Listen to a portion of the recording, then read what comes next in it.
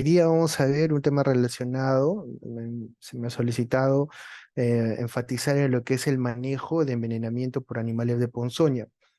Soy un colega, así como un profesional de la salud, involucrado en lo que es la especialidad de emergencias y desastres, es una alta especialidad de toxicología clínica y pertenezco al grupo Retox en México. Los objetivos de la plática son muy desafiantes, pero importantes.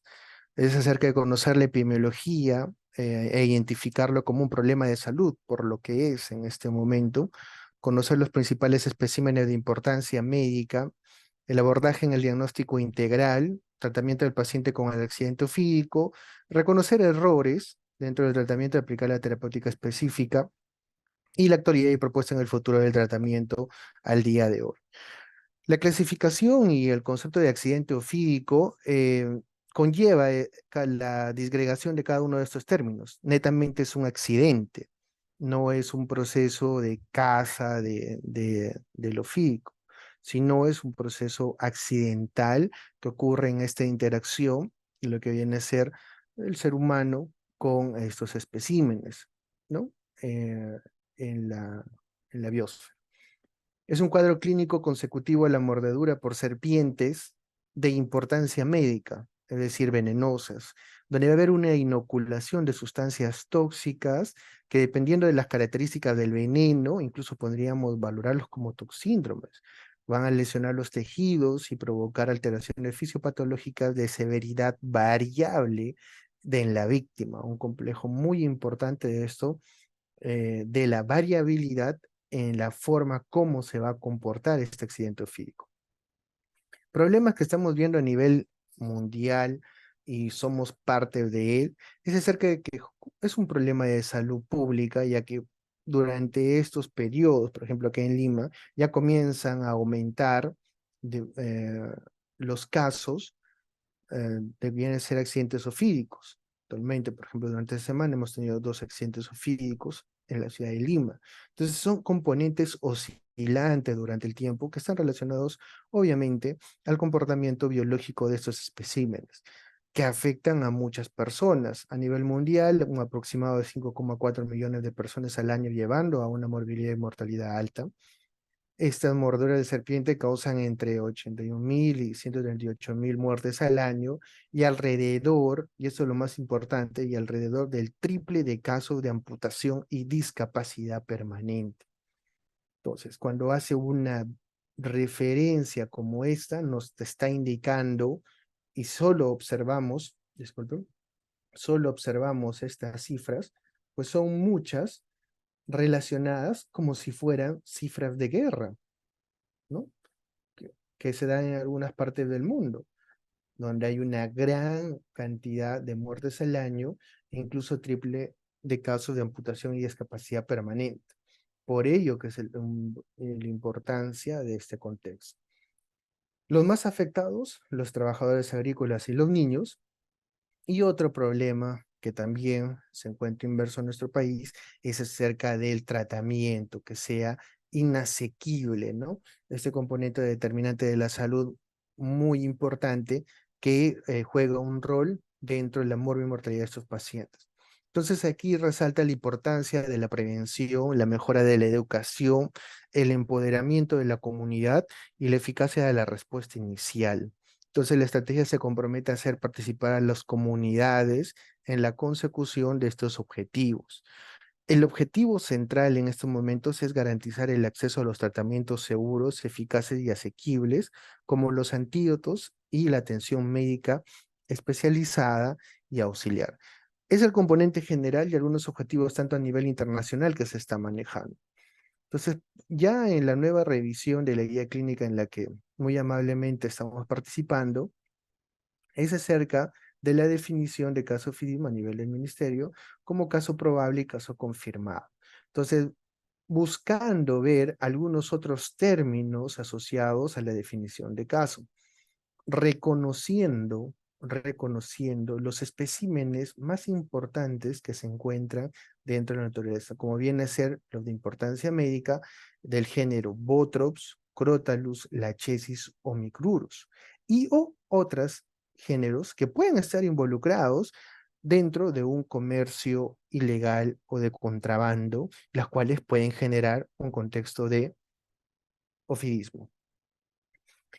Una lectura panorámica epidemiológica de estos años nos da la perspectiva de cómo es este caso específico del ofidismo, en las cuales se encuentran identificadas regiones alejadas del centralismo usual que se da en nuestro país, como Loreto, San Martín, Ucayali, Junín, Amazonas, Huánuco, Cusco, Pasco, en las cuales se dan la mayor cantidad de accidentes ofídicos e incluso teniendo en consideración que en estos casos muchos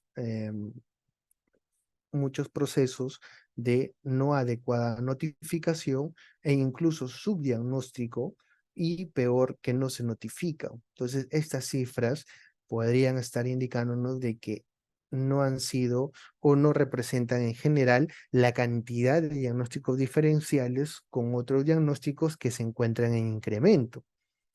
Pero permanece este panorama y nos llama a la reflexión en las cuales cómo se lleva a cabo la distribución de los sueros que nosotros disponemos en Perú. Entonces, conocer, diagnosticar y sobre todo disponer de estos, de este suero, pues es muy importante dentro de la valoración de los pacientes. La incidencia se encuentra generalmente en aumento, pero con el contexto relacionado al COVID, con el contexto relacionado a una no adecuada epidemiología o sistema adecuado de recepción de información y procesamiento, pues impresionaría que estos casos se encuentran estacionarios durante los años y eso no es así, no se refleja. ¿Y dónde podemos dar fe de ello? Es constantemente en los reportes internacionales de nuestros países aledaños al nuestro, en las cuales este contexto, como a nivel mundial, son contextos oscilantes y en ascenso durante estos últimos años.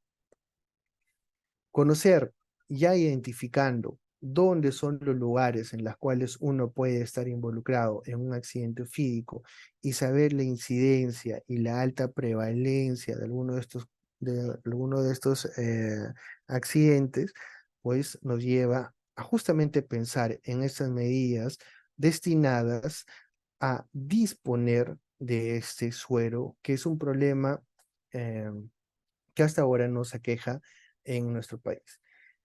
De manera gráfica, entonces tenemos esta disociación, esta percepción que se da que la mayoría de la cantidad de suero se encuentra a nivel de la costa, pero todos los accidentes ofídicos de alta mortalidad y de diferentes géneros, ¿no? de serpientes se encuentran dentro de la selva y la sierra en nuestro país.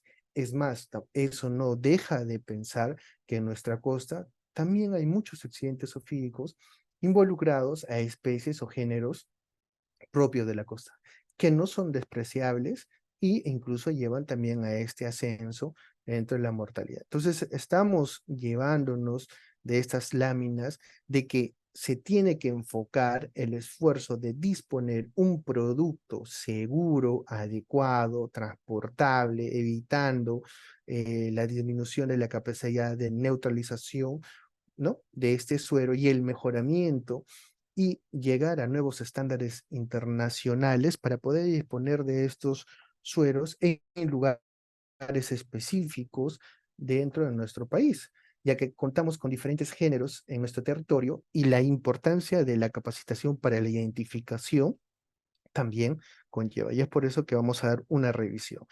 Otro contexto importante es que dentro de nuestra población, los jóvenes y los adultos representan cantidad muy importante dentro de estos accidentes ofídicos.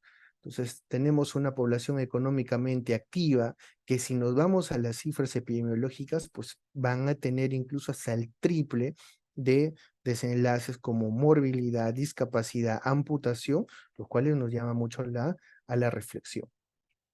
¿Cómo se llevan de cerca estos accidentes zoofílicos? Y en esta lámina vamos a dar una mirada a la epidemiología.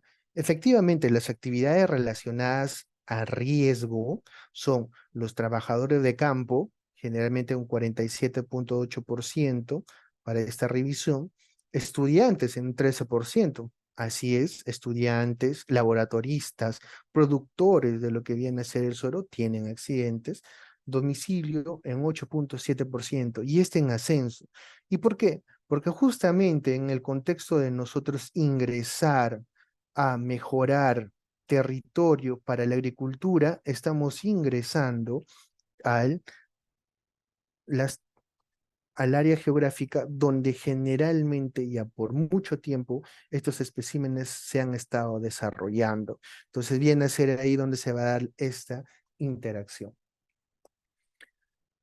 El sexo masculino, generalmente involucrado en un 66,3%, este grupo etario similar a las cifras previas, ¿no? Entre 18 y 59 años de edad, y en el contexto oscilante durante el tiempo, en los meses lluviosos, dependiendo, por ejemplo, para la costa, la interacción de estos especímenes, pues vamos a tener un 65,2% en los miembros inferiores, un 34,8% en las manos, en otros lugares de nuestra anatomía que también pueden generar mucha mortalidad, como viene a ser rostro, cuello, por el aumento de volumen, ¿no? Si vamos por un veneno que dematiza, que necrosa, pues vamos a tener mucho compromiso a ese nivel. Entonces ahí el involucrado de la protección del aviario es muy importante, ¿no? El horario incluso de 9 a 12 ya estudiado y de 17 a 20 con mayor proporción.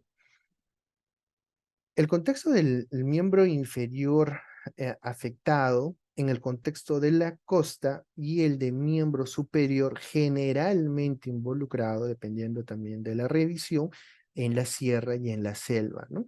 Todo esto teniendo en consideración a la actividad agrícola que se vaya a desempeñar. En la costa, todas las plantas se encuentran efectivamente la recolección de los granos es a nivel de la tierra y ahí se encuentran estos géneros. En cambio, en la costa, en los árboles, el cacao en general, en la parte de los arbustos, ¿no? De la planta, la parte superior, y de ahí los accidentes en la mano, en la cara, el rostro también teniendo en consideración.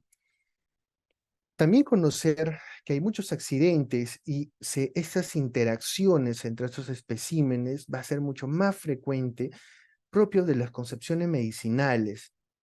Y ya de ahí, esta interacción generan accidentes, teniendo especímenes vivos para rituales, ¿no? O en el proceso de esos famosos aceites, grasa, ¿no? De serpiente, en general tienen para estas concepciones, ¿no? Acerca de la medicina, propiedades curativas también van a generar problemas relacionados a accidentes zoofílicos y obviamente también en el contexto laboratorial de estudios, ¿no? En diferentes instituciones que se dedican a la elaboración de sueros, durante el proceso de la manipulación puede haber el contexto de un accidente zoofílico.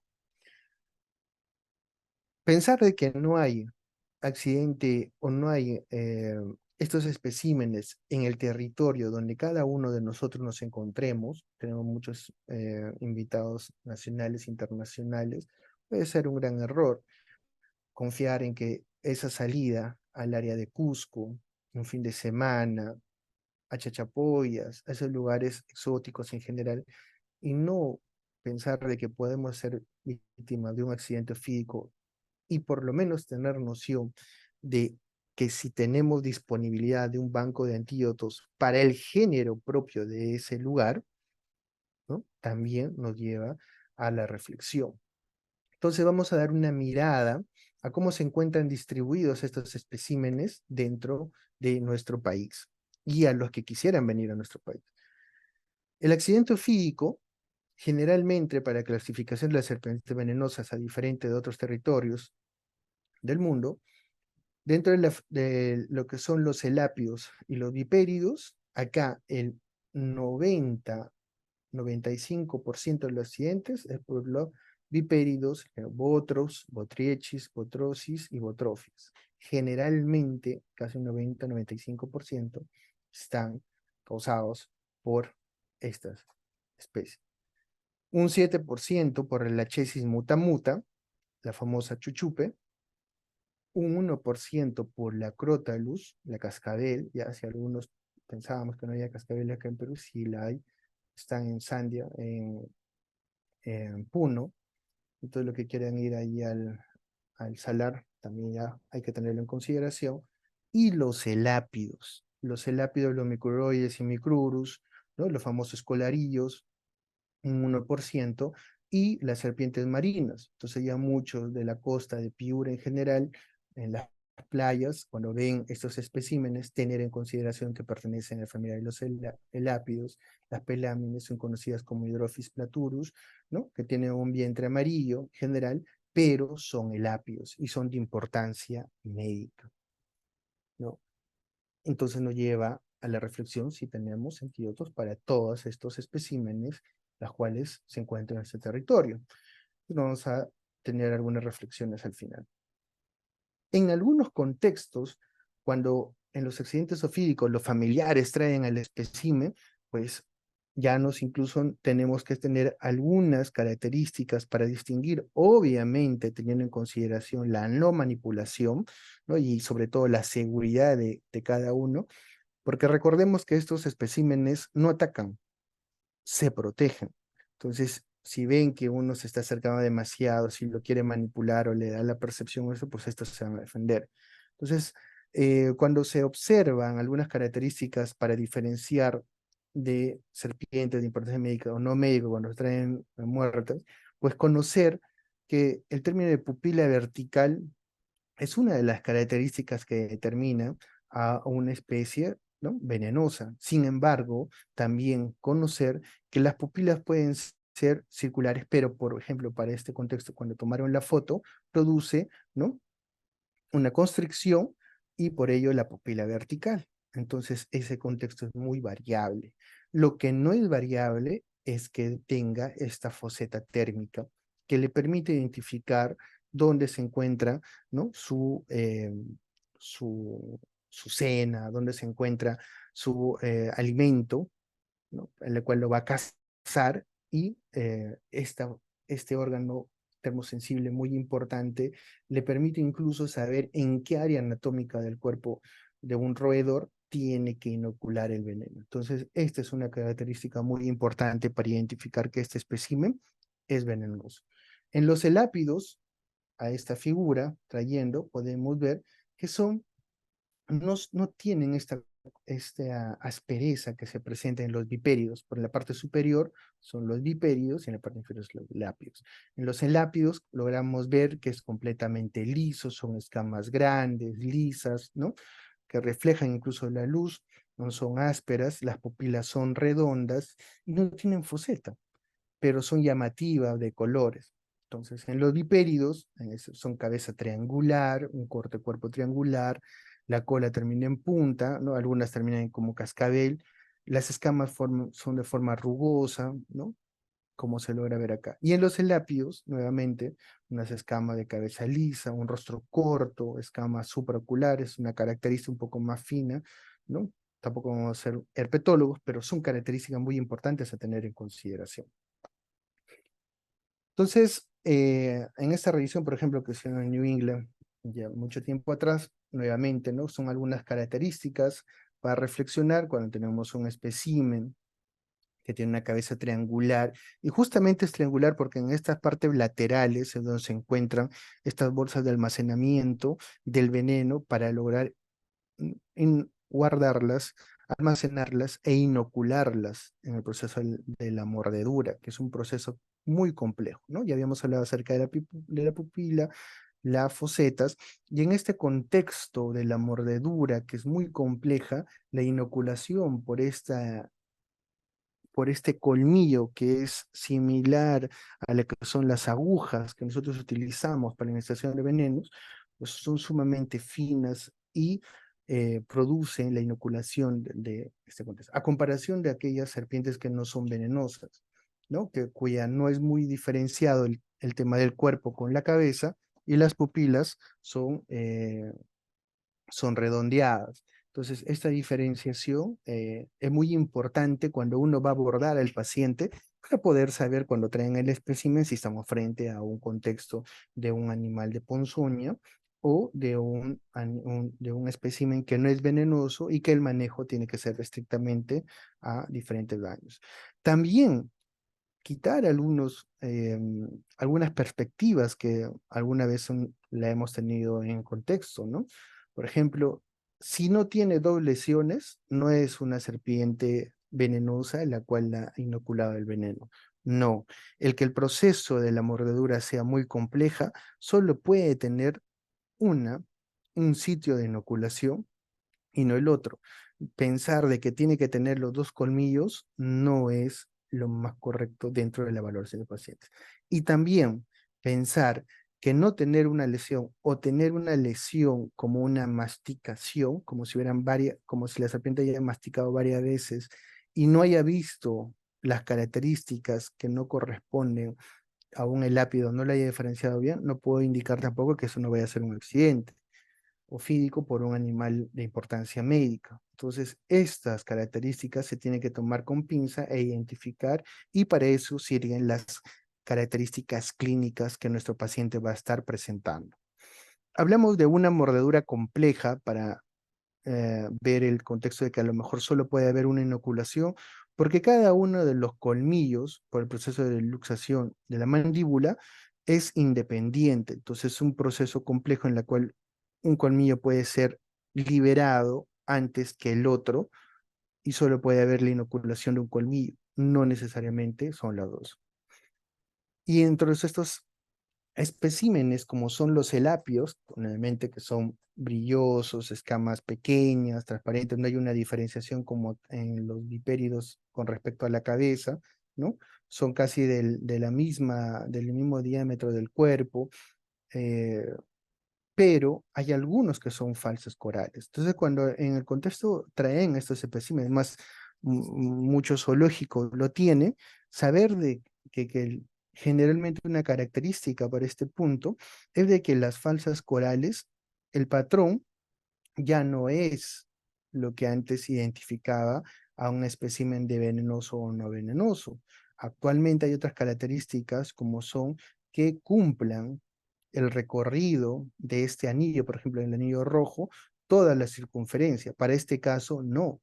Como logran ver, casi todo el vientre de color blanco. En cambio, en la cara de la derecha es todo el componente de todo el cuerpo. Entonces, el que cumpla con toda la circunferencia del cuerpo y termine con una diferenciación del patrón al anillo, como es en la parte final de esta cola, que ya es otro patrón en el cual el rojo no se encuentra, de color negro o blanco, pues nos están indicando que es eh, venenoso. Entonces son características muy importantes que a la hora dentro de nuestro acto médico va a ocurrir porque nos van a traer a la serpiente viva, muerta. Entonces, ¿qué vamos a hacer? Tenemos que tener algunas nociones para poder identificar si a ese paciente le vamos a inocular o no le vamos a inocular. Obviamente teniendo en consideración la no manipulación y tampoco la exposición a un nuevo accidente por parte de nosotros, ¿no?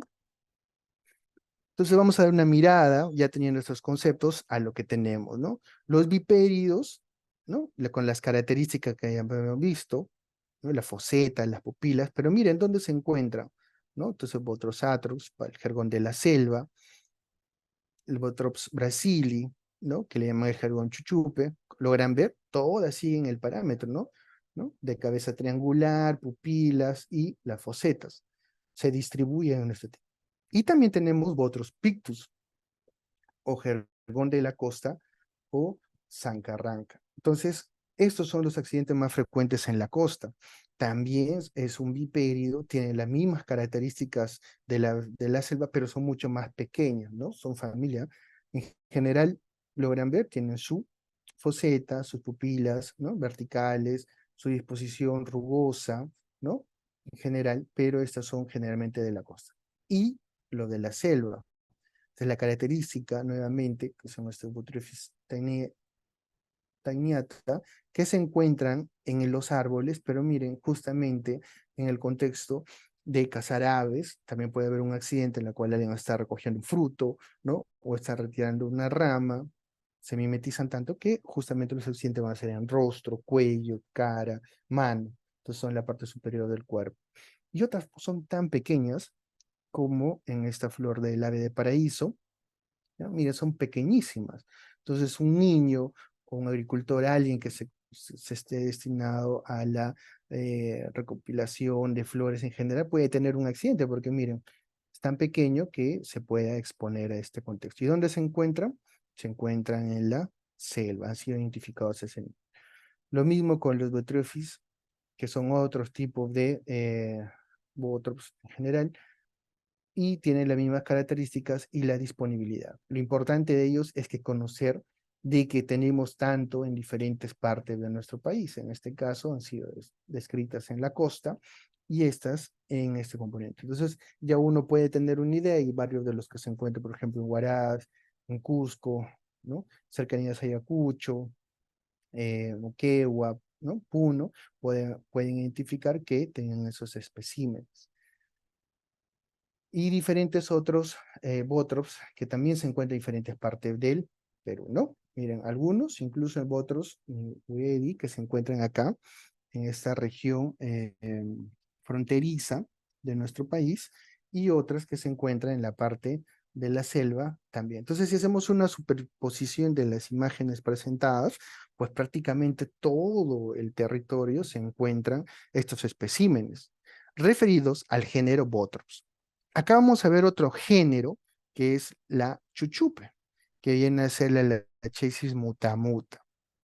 ¿Y por qué es importante conocerlo? Aparte de su esplendor, de su majestuosidad de este espécimen, como pueden ver, no es, bueno, acá no vamos a discriminar un género u otro género, pero logramos identificar que es un espécimen, ¿no?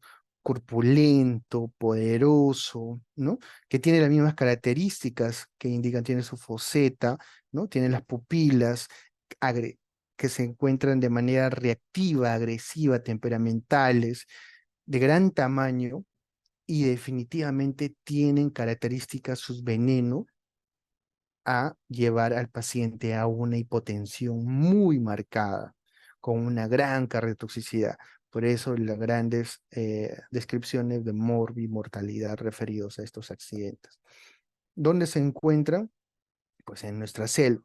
Entonces, conociendo también estos puntos, se supone, y es el gran esfuerzo de disponer de los sueros para este género, porque son específicos cada suero, en la selva. Obviamente hemos atendido a estos pacientes que han llegado referidos y ha sido todo un contexto muy enriquecedor e importante dentro del contexto de la valoración del propio envenenamiento del accidente físico. Y lo que me hemos visto el Crotalus durisus, sí, tenemos Crotalus, tenemos la famosa cascabel, algunas características, estas son más predominantes en otras realidades, por ejemplo en México, estas representan el 80, 90, 95% de accidentes, pero para nuestra realidad es 1%. Y curiosidad también importante es que se encuentran en Sandia, ¿no? Que se encuentran en Puno, y no necesariamente que mayor cascabeles, o sea, mayor anillos, uno, dos, tres, cuatro, mayor anillos, no significa que sea mucho más vieja el espécimen, ¿ok? Eso es una de las características. Ya no olvidemos la foseta, las pupilas, y también otras características es que nuestras Crotalus, durisus, pues tienen las características de ser muy hace mucha neurotoxicidad. Entonces, son características propias de sus congéneres que se encuentran en países del norte, Estados Unidos, México, ¿no? Sobre todo las fronteras con Estados Unidos, que justamente comparten esta capacidad neurotóxica. Entonces, los pacientes pueden tener incluso pequeñas fasciculaciones, tosis, ¿no? Muy importantes, fuera del componente necrótico que pueda generar por el propio veneno. Y también tenemos, obviamente, nuestro micrurus. Y el micrurus, tengamos en consideración la disposición de este género. El micrurus surimanensis, ¿no? De un contexto, de un volumen no despreciable, ¿no? Es corpulento, es propio de nuestra selva, ¿no? Entonces es muy importante que tengamos un suero que sea capaz de neutralizar. Entonces acá queda una pregunta en este momento que muchos se hacen. ¿Alguien ha visto algún suero que se disponga en este momento para una micrurus? ¿No? Lo vamos a estar. Y acá, por ejemplo, el micrurus Tushui, en las cuales ustedes acá también pueden ver, vamos a hacer un repaso. ¿Este será una verdadera coral? Pues sí, ¿no? Muy bien, acá en la cara, ¿no? No tienen foseta, pero tienen sus ojos. Y acá pareciera, ¿no? Pareciera que no, porque no cumple por el vientre, pero ojo, esta es la cabeza. Y acá ya logramos ver de que sí cumple el anillo, ¿no? Todo el anillo, la circunferencia de esta coloración negra que sí se encuentra alrededor de todo el cuerpo, entonces, y logramos ver las diferentes partes y efectivamente es un microzono de importancia media. Y miren dónde se encuentra, en la costa. Entonces, para la población pediátrica, definitivamente ver estos especímenes pequeños, que son defensivos, que son huidizos, que solo tienden a atacar cuando alguien los manipula, pues solo se va a enroscar y el niño va a estar ahí, ¿no? Manipulándolo, viéndolo. Primeramente ni siquiera los va a atacar, pero al ser tan estresados, recién ataca y se escapa. Pero ¿dónde se encuentran? Tanto en la costa como en la sierra. Entonces, en esa población es lo que ocurre. Y son muy pequeños, como lo ven. A comparación de la hoja, logramos ver que son muy pequeños, coloridos, llamativos, ¿no? Como este espécimen que también se encuentra en la selva. Entonces, haciendo una remembranza de todos los especímenes de importancia médica que tenemos y ya lo hemos visto por lo menos dónde se encuentran en nuestro país y cada uno de nosotros por la virtualidad nos hemos identificado, vemos que tenemos al género Botrops, Crotalus, a los elápidos y la lachesis, ¿no? Entonces, fuera para la atención de un accidente ofídico, en algunas ocasiones nos traen a los especímenes. Entonces podemos conocer cada uno de ellos con sus características. Pero en algunas ocasiones son referencias, no sabemos si han sido un accidente físico o no, puede haber sido otro contexto de necrosis tisular en general. Entonces, conocer cómo se puede comportar es conocer qué veneno tienen cada uno de estos especímenes. Entonces, los botrops, el 90%, 95% tiene su veneno una capacidad proteolítica, coagulante, nefrotóxica, vascular, o sea, una gran destrucción del área anatómica donde hay la mordedura, con gran inflamación, edema, coagulante, ojo, coagulante, vasculotóxica y también dentro de la cadena de lo que viene a ser la coagulación, ¿no? Va a haber una vía tanto que va a llevar a la hemorragia como coagulante. Entonces, es muy deleterio, el causa el gran daño que hace. En el crotalus, la capacidad neurotóxica, nefrotóxica y miotóxica coagulante es la que va a prevalecer, ¿no? Pero más que todo la neurotóxica. En la lachesis, pues definitivamente va a haber una gran componente proteolítico, coagulante, o sea, una gran destrucción a nivel de tejido, pero se va a expresar y esta va a ser la característica más importante de cada uno de ellos. Entonces vamos identificando características de cada uno de ellos. Y en los elápidos, como ya muchos de ustedes saben, dentro de la referencia, pues la capacidad paralizante neurotóxica es una de las más principales que presenta. De esta lámina conocer que la síntesis del veneno es un proceso dinámico. No es el contexto de que le mordió y porque ya mordió a uno, al otro que le mordió va a ser menos envenenado el otro. No, el proceso de formulación del veneno es muy constante, entonces nada determina necesariamente que la segunda persona que es atacada, ¿no? No vaya a presentar mucho mayor mortalidad dentro del tratamiento. Asimismo, la mayoría de los venenos comparten estas enzimas. En estas pláticas hemos visto muchos nombres que se repiten y dentro de los venenos vamos a conocer dentro del accidente ofídico, araneísmo y otros que tenemos metaloproteinasas, fosfolipasas y hialuronidasas que van a generar daño a nivel local, a nivel de la coagulación, a nivel sobre las plaquetas y el efecto neurotóxico. Entonces, están identificados los componentes responsables del veneno que producen estas características. La proporción de estos venenos es la que va a generar el efecto de destrucción o presentación clínica en cada uno de los pacientes. Es decir, que los bótrops, por ejemplo, si hemos hablado de las características de la lesión, tendrán mayores metabolidad fosfolipasas y hialuronidasas en comparación con fosfolipasa 2, ¿no? Que va a producir el efecto neurotóxico dentro de del espectro clínico. Entonces, son características muy importantes en proporción con respecto al veneno. Pero también conocer lo siguiente. Se imaginan, imaginémonos todos nosotros que dentro del proceso de una mordedura por un accidente físico, donde se va a producir la inoculación del veneno, la boca, los colmillos, nadie lo hemos visto ahí a la serpiente limpiándose la boca, ¿no? Nada por el estilo. Entonces tiene un componente, ¿no? En general, las cuales tienen ya microorganismos identificados en la boca de estos especímenes.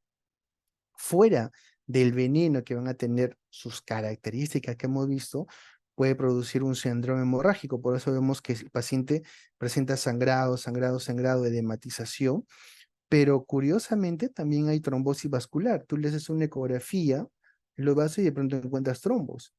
Y todo esto va a llevar a una necrosis muy importante.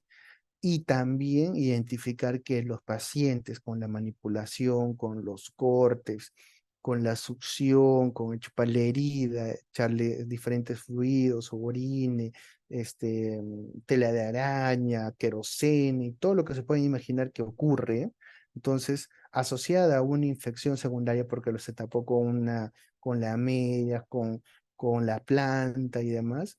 ¿Se imaginan el gran compromiso propio del veneno, de que por sí ya lo está generando, pero la adición de una infección secundaria, una manipulación aérea, pues esto va a terminar muy mal? Entonces la conducta acá prudente es evitar la manipulación de la herida, evitar la infección secundaria con un lavado rápido, ¿no? Prolijo, para que estas vías sean menos y no se produzca mayor deterioro. Entonces esas características son muy importantes.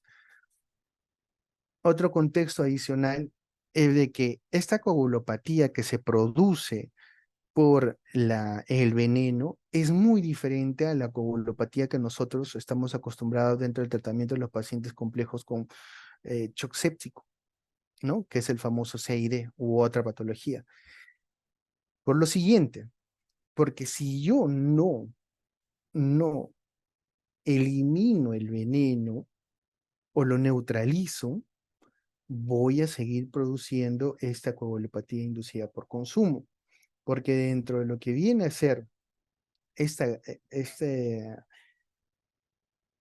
esta activación de la cadena, podemos ver factores activadores y factores inhibidores. Es por ello que vamos a tener unos pacientes que van a tener en un brazo, cuando le mueren el brazo, una hemorragia por el sitio de la lesión, ¿no? Y hemorragia muy profusa. Y de pronto le haces un ecovascular y vas a encontrar trombos. Entonces, eso es por los factores tanto a favor de la coagulación como los que se encuentran inhibiendo la coagulación en esa misma área anatómica. Entonces, las características con las cuales los pacientes van a llegar, y varios de nosotros hemos atendido, entonces, pacientes que llegan de lesiones o hemorragias menores, incluso a otras más deleterias, gastrointestinales, ¿no? Una hemorragia mayor, vaginal, ¿no? En las mucosas, en la misma lesión en la cual viene muy comprometida. Entonces, eso es muy importante tenerlo en consideración. Otro órgano muy involucrado en lo que es el envenenamiento es el corazón. Entonces, es bueno sacarle un electrocardiograma al paciente con accidente físico. Definitivamente. Le sacas un electrocardiograma y peor en las mordeduras por la chesis, mutamuta o en la chuchupe que mencionamos, la hipotensión va a estar tan marcada que ahí vamos a ver las ondas T negativas, ¿no? Entonces, esa hipoperfusión a nivel del corazón se va a ver expresado en lo que viene a ser ¿ya? Eh, el electrocardiograma, ¿no? Porque va a haber cardiotoxinas como es el óxido nítrico, histamina, serotonina, endotelinas, van a incluso haber taquiarritmias propias del proceso de el envenenamiento en el cuadro físico. Entonces, nuestro diagnóstico hasta este momento ya tenemos varias armas, ¿no? Con alguna información brindada. Sabemos qué especímenes tenemos en nuestro país. Sabemos que tenemos, por ejemplo, nuevamente este es el Crotalus durisus durisus, este es el Botrops, este es la Lechesia muta muta y este es el coralillo. Entonces ya lo conocemos, ya hemos visto en las láminas generalmente dónde, en qué parte del Perú se encuentran involucradas. Entonces, si hacemos una sobrepuesta de cada una de esas imágenes, vamos a ver que prácticamente no sabemos quién es más peruano, ¿no? Si estos especímenes o nosotros. Y la identificación de conociendo estas características con la clínica, cómo va a presentar nuestros pacientes, con los estudios de laboratorio nos van a permitir a identificar cuando no tengamos al espécimen y venga solo el paciente con la lesión, pero haya comentado que ha tenido un accidente físico o en su contexto, que muchas veces ocurre, traen al espécimen, algunos vivos, muertos o no, ¿no? Asociado a la clínica, pues vamos sacando una integración de conceptos en general, sabemos dónde se encuentran estos especímenes y vamos a dar el tratamiento dirigido. Pero ojo, como habíamos dicho, tener mucho cuidado. No es de que van a traer los especímenes para nosotros manipularlos, verlos, las fosetas, porque e incluso cuando están muertos tampoco es bueno agarrarlos, porque el proceso de reflejo que tienen las serpientes, por más que incluso que estén decapitadas, y no solo por minutos, sino por un buen tiempo, ¿no? Hablamos de un día, puede existir este, este reflejo y se produzca un accidente para que lo manipula. Es más, hay muchos reportes que indican que las personas, ¿se acuerdan que hay algunas personas que venden algunos productos para los turistas, ¿no? Entonces, algunos disecan a estos especímenes cuando los encuentran, ¿no? Y manipulan los colmillos y ha habido reportes en las cuales en el proceso de manipulación sin querer han tenido un pequeño accidente y de pronto han tenido el compromiso de esa área anatómica. Es decir, el veneno tiene la capacidad de permanecer dentro de la estructura del colmillo y cuando ha sido manipulado, ¿no? En un proceso, ha habido un proceso negativo de succión y se produjo este cuadro de envenenamiento. Entonces, vamos a ver cómo es la clínica. La clínica, ya conociendo el veneno y el espécimen, pues en el accidente botrópico es la característica de esto, ¿no? Gran edema, sangrado, ¿no? Problemas de la coagulación y gran destrucción de tejido blando. Entonces nos lleva a una categorización que estamos viendo cambiarlo, ¿no? Luego de reunirnos con el ministerio para ver que sea leve, moderado y severo, no refleja adecuadamente porque son características subjetivas. Por ejemplo, para uno de nuestros invitados en la plática, por ejemplo, eh, eh, ¿no? Nuestro colega de Huaraz, eh, vemos que este edema localizado en la zona agredida, para mi percepción puede ser leve, pero para nuestro colega, obviamente sabiendo ya del cuadro de envenenamiento, esto no es para nada leve, esto ya es moderado. Entonces, esas características subjetivas que se han estado utilizando durante el tiempo no han permitido una clasificación adecuada. Y ojo, que teniendo una clasificación no adecuada, pues obviamente la cantidad de suero que se va a administrar tampoco ha sido adecuadamente descrita. Entonces, esta discordancia en lo que viene a ser un proceso netamente laboratorial, netamente llevado in vitro, no se refleja y se da en el gran complejo proceso del envenenamiento por un accidente biotrópico, ampliamente descrito por colegas norteamericanos, en las cuales dan realce a lo que viene a ser el sistema linfático. Por eso, digamos, acá se en la mordedura, pero miren por qué acá en la parte, ¿no? Interna, incluso con ganglios, va a aparecer, porque hay un gran componente del sistema linfático involucrado como premisa.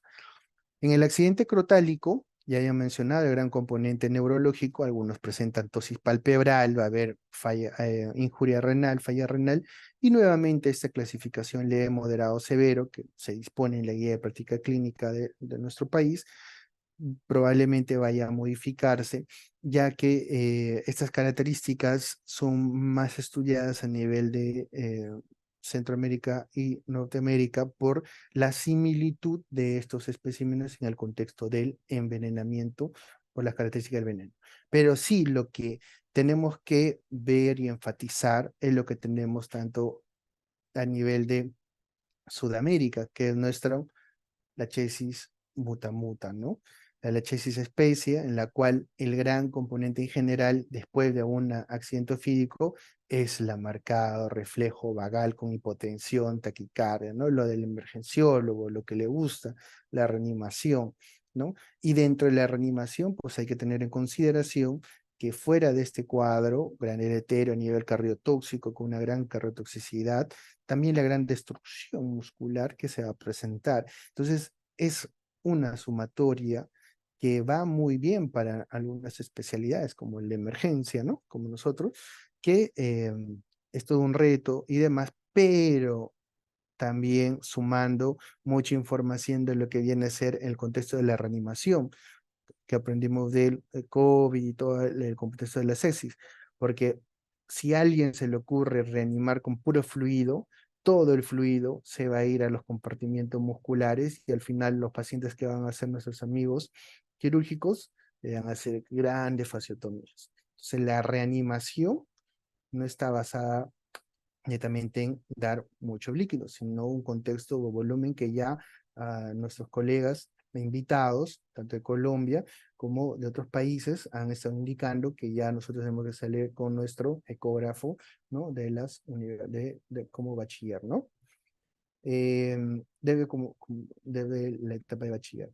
Entonces, tenemos otro componente muy importante que son el género de los elápidos, en las cuales también estamos contra el tiempo y el gran componente de estrés respiratorio que se va a presentar es tan importante que los pacientes van a fallecer, ¿no?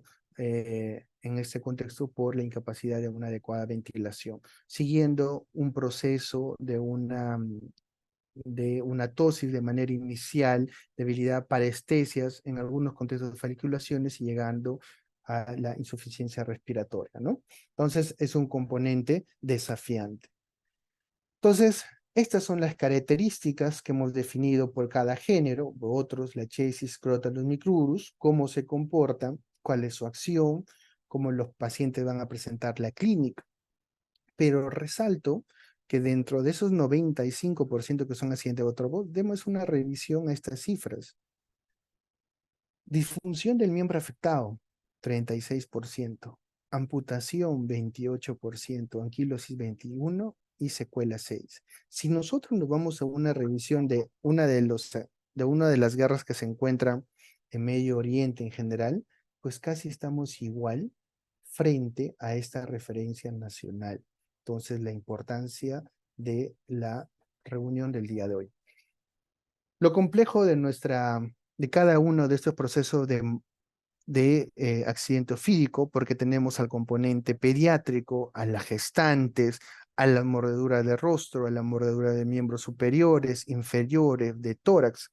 Entonces el tratamiento tiene que responder a ese desafío.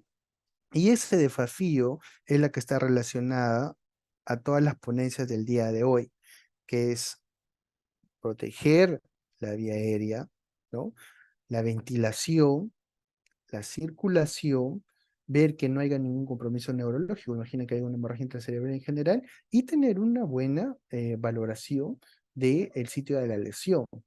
Ojo que esto no se encuentra en forma vertical, ya que todo este proceso se encuentra realizado de forma conjunta e incluso dependiendo de cada uno de estos accidentes, va una prevalecer antes que la otra. Entonces, ¿qué es lo que hay que hacer? Retirar a la víctima del lugar. Es más, probablemente hasta el espécimen se haya retirado del lugar de la lesión. Inmovilizar el área. Hay que siempre colocar en una posición neutra, nada que estar movilizándolo, succionándolo, nada por el estilo. Ya hemos visto ese proceso complejo de la mayor necrosis que se va a producir. Inmediatamente hay que remover los anillos, los relojes, la ropa ajustada. Eso tiene que ser inmediato. Lavado con abundante solución. Entonces todo va siguiendo de acuerdo con... Hay algunos kits, pero dentro de esos kits se menciona mucho acerca de esos succionadores. No sirven al momento. No sirven al momento. Entonces cuando alguien se va a Chachapuyas, cuando alguien se va a uno de estos lugares y de pronto bien este kit o se piensa utilizar, no va a funcionar. Lo que tenemos que hacer es lo mencionado previamente, ¿no? Mantenerlo en una posición neutra, lavado con el jugo, y derivarlo a una zona donde se disponga el suero.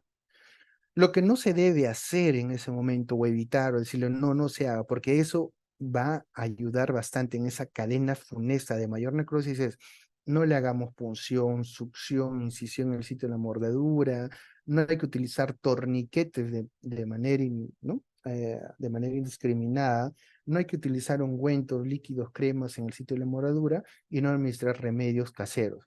O sea, no administrar grasita de serpiente para una mordedura de serpiente. No, ahí hay que tener mucha, ¿no? Hablar con bastante de nuestros, del lugar donde nos encontramos, porque la información que le vamos a brindar a la sociedad va a ayudar a evitar futuros accidentes. Otro componente también muy importante que tengo que necesariamente socializarlo con ustedes, disculpen por el tiempo, es el siguiente, las mediciones. ¿Cómo yo voy a ver si hay una respuesta o hay un empeoramiento? Yo no voy a hacer una cronología por días, ¿no? Y horas, cómo va la lesión en aumento. No, eso no me sirve, según ya varios estudios. Lo que me sirve es lo siguiente, es hacer mediciones, por ejemplo, si acá fue el proceso de la morradura, lo van a ver ahí, se hace una medición proximal, medial y distal, comparándolas con el área contralateral. Por ejemplo, acá en la parte de la pierna es contra la parte lateral. Entonces uno hace una medición contralateral y viéndola frente al tratamiento que le hemos dado, si va disminuyendo, pues el tratamiento es adecuado, bueno, ¿no? Y si va aumentando o empeorando, la necesidad a lo mejor de darle mayor suero o en su defecto una cuadro infeccioso en incremento y esto no nos va a permitir seguir. Esto no es acá hacerle el calendario al paciente ni el horario, ¿no? Esto no sirve porque recordemos cómo es lo complejo del veneno. El veneno ya se ha diseminado, ya está incluso hasta en el corazón. Esto netamente es una falsa sensación de cómo progresa este accidente físico y no es lo adecuado. Entonces, en caso de que un paciente, por ejemplo, le hicieran un torniquete en la parte más alejada de Huaraz y de pronto lo traen al hospital, ya lo traen con el torniquete, como en el hospital de Huaraz tienen su suero, es lo más probable, se debe de administrar el suero antes de retirar el torniquete, no el torniquete lo retiro, ¿no? Y ya que ahí recién le colocamos, no, le colocan la vía, le van administrando el suero y lentamente van retirando el torniquete, porque hay muchos reportes que indican que esta maniobra es a favor.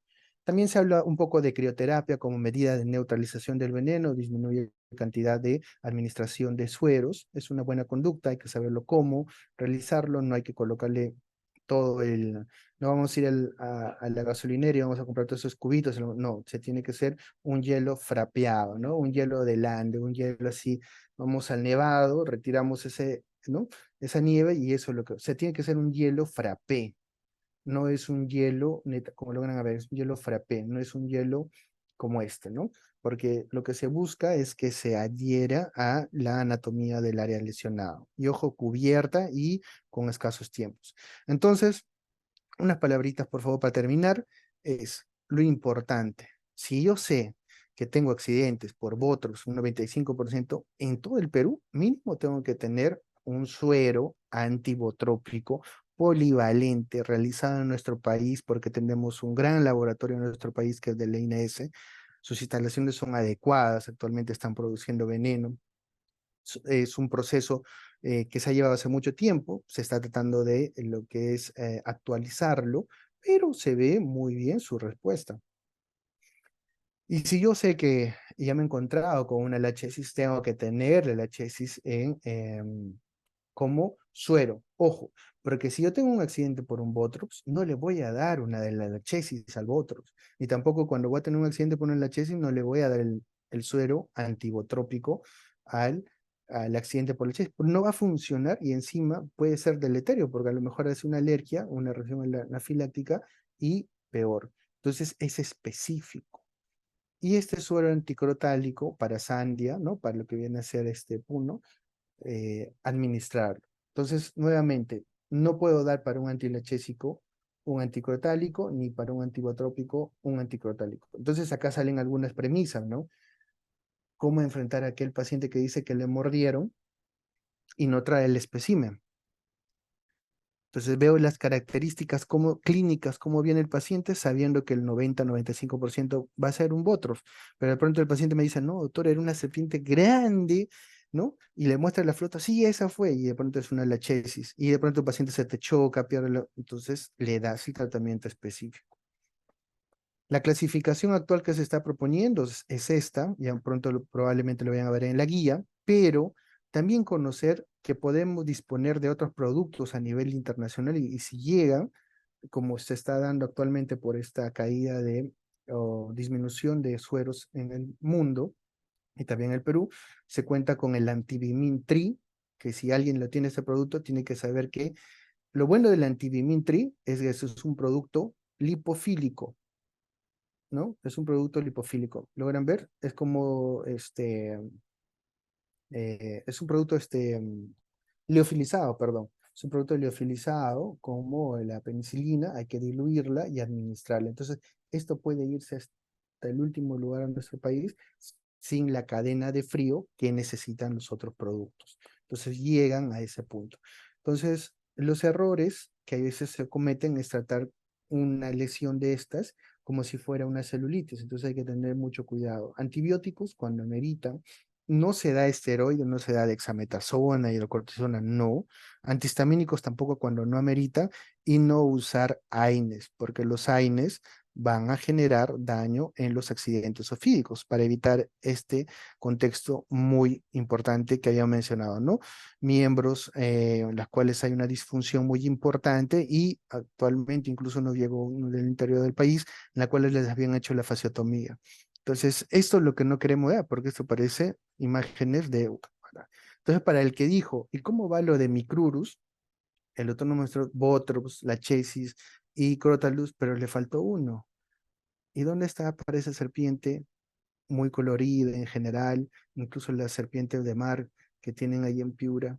¿Qué pasó? ¿Hay o no hay?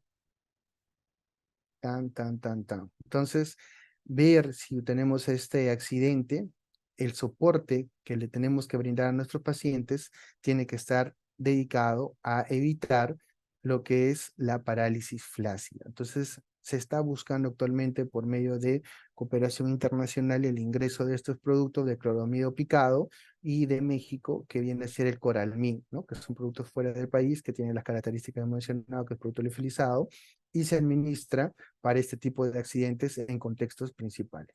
Cuando es la mordedura por un micrurus, tenemos que darle, sí es adecuado porque administrarle, por ejemplo, paracetamol y ketoprofeno, más no tramadol y otros por la vía neurológica en general que se pueda presentar. Entonces, fuera de eso, somos un mercado de otros países para la salida de algunos especímenes de manera fraudulenta, ¿no? Entonces pueden traer algunas cobras, pueden haber estos contextos exóticos que salen, ¿no? En el tráfico de animales y de pronto, miren, podemos tener una pequeña cobra con un pequeño accidente y habíamos dicho que el suero es específico. ¿Y cómo voy a hacer que tengo acá una cobra naja-naja que es de otro lado del mundo y de pronto lo han traído acá, ¿y ahora qué hago? Entonces, el gran componente neurotóxico, tengo que estar involucrado en la insuficiencia respiratoria, la tosis, pero también disponer de estos productos con cooperación internacional para poder verlos y tratarlos inmediatamente, ¿no? Y evitar tipos de complicaciones. Recordar que hay poblaciones especiales, como las embarazadas, porque el veneno se tiene que neutralizar, es teratógeno. Entonces, podemos tener complicaciones a ese nivel. Bueno, muchísimas gracias por la invitación.